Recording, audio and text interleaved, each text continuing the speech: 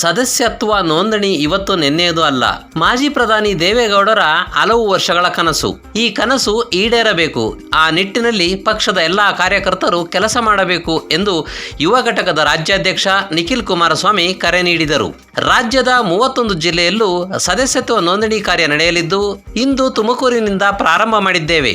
ರಾಜ್ಯದಲ್ಲಿ ಪಕ್ಷವನ್ನು ಸದೃಢವಾಗಿ ಕಟ್ಟಬೇಕಾಗಿದೆ. ಅಲ್ಲದೆ ಗ್ರಾಮೀಣ ಮಟ್ಟದ ಕಾರ್ಯಕರ್ತರನ್ನು ಗುರುತಿಸುವ ಕೆಲಸವನ್ನು ಮಾಡುವ ಉದ್ದೇಶದಿಂದ ಸದಸ್ಯತ್ವ ನೋಂದಣಿ ಮಾಡಿಸಲಾಗುತ್ತಿದೆ ಎಂದರು.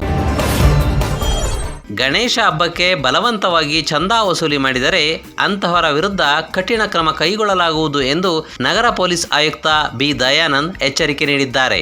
ಸೆಪ್ಟೆಂಬರ್ 7ರಿಂದ ನಗರಾದ್ಯಂತ ಸಾರ್ವಜನಿಕರು ಗೌರಿ ಗಣೇಶ ಹಬ್ಬವನ್ನು ಆಚರಿಸುವ ಸಮಯದಲ್ಲಿ ಶಾಂತಿ ಮತ್ತು ಸುವ್ಯವಸ್ಥೆ ಕಾಪಾಡಲು ಸೂಚಿಸಿರುವ 30 ಅಂಶಗಳ ಮಾರ್ಗಸೂಚಿಯನ್ನು ಪಾಲಿಸುವಂತೆ ತಿಳಿಸಿದ್ದಾರೆ. ದರ್ಶನ್ ಅಭಿಮಾನಿಗಳ ಹುಚ್ಚಾಟ ಮಿತಿ ಮೀರುತ್ತಿದೆ. ಪರಪ್ಪನ ಅಗ್ರಹಾರದಿಂದ ಬಳ್ಳಾರಿ ಜೈಲಿಗೆ ಸ್ಥಳಾಂತರಗೊಂಡಿರುವ ದರ್ಶನ್ಗೆ ನೀಡಲಾಗಿರುವ ಕೈದಿ ನಂಬರ್ ಇದೀಗ ಅವರ ಅಭಿಮಾನಿಗಳ ಟ್ರೆಂಡ್ ಆಗಿ ಪರಿವರ್ತನೆಗೊಂಡಿದೆ. ದರ್ಶನ್ಗೆ ನೀಡಲಾಗಿರುವ ಕೈದಿ ನಂಬರ್ 511ಗೆ ಅಭಿಮಾನಿಗಳು ಫಿದಾ ಆಗಿದ್ದು, ತಮ್ಮ ವಾಹನಗಳ ಮೇಲೆ ಬಳ್ಳಾರಿ ಕೈದಿ 511 ಎಂದು ಬರೆಸಿಕೊಳ್ಳತೊಡಗಿದ್ದಾರೆ. ಸಿಲಿಕಾನ್ ಸಿಟಿಯ ಪಿಜಿಗಳಿಗೆ ಬಿಬಿಎಂಪಿ ಪಾಲಿಕೆ ಶಾಕ್ ನೀಡಿದೆ. ಪಿಜಿಗಳಿಗಾಗಿ ಜಾರಿಗೆ ತಂದಿರುವ ಹೊಸ ಮಾರ್ಗಸೂಚಿಯನ್ನು ಸೆಪ್ಟೆಂಬರ್ 15ರೊಳಗೆ ಅಳವಡಿಸಿಕೊಳ್ಳದಿದ್ದರೆ ಅಂತಹ ಪಿಜಿಗಳ ಪರವಾನಗಿ ರದ್ದುಪಡಿಸುವುದಾಗಿ ಬಿಬಿಎಂಪಿ ಅಧಿಕಾರಿಗಳು ಎಚ್ಚರಿಕೆ ನೀಡಿದ್ದಾರೆ.